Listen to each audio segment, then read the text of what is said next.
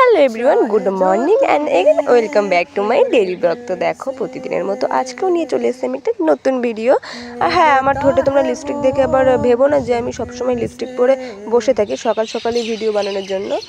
আসলে বিষয়টা হয়েছে কি, কালকে রাতে যেহেতু আমি রিলস বানাচ্ছিলাম বিকালের দিকে, তো ওর জন্য আর লিপস্টিকটা মোছা হয়নি, আর আমি একটুখানি অলস প্রকৃতিরও আছি।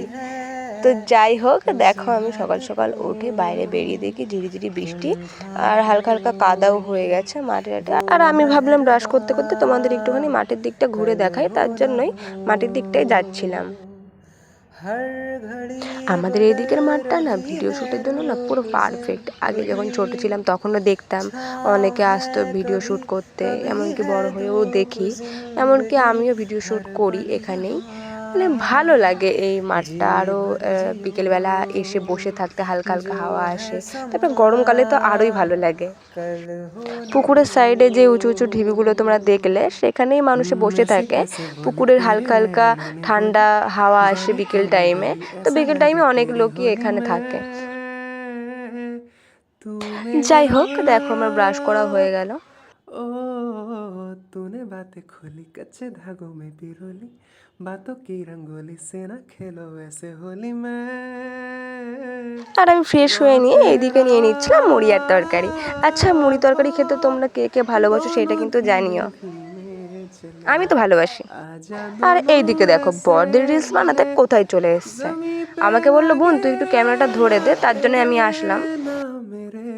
আর এনার তো একটা ভিডিওতে হবেই না, বারবার ভিডিও কাটবে আবার করবে, বারবার ভিডিও কাটবে আবার করবে। ओ मनवा लागे लागे रे सावरे लागे रे सावरे ले तेरा हुआ দেখো, ভিডিওটা এখন উনি মন দিয়ে দেখবে, দেখে নিয়ে যদি পছন্দ না হয় তখন বলবে আবার ধর। है जो দেখো গাইস, আমাকে আবার কাটা করালো। शर्मा ही जाओ। তারপর দেখো, বাড়িতে যে সমস্ত কাজবাজগুলো ছিল সেগুলো আমি করে নিচ্ছিলাম। सुना दूं तुमको घबरा ही जाओगी तुम।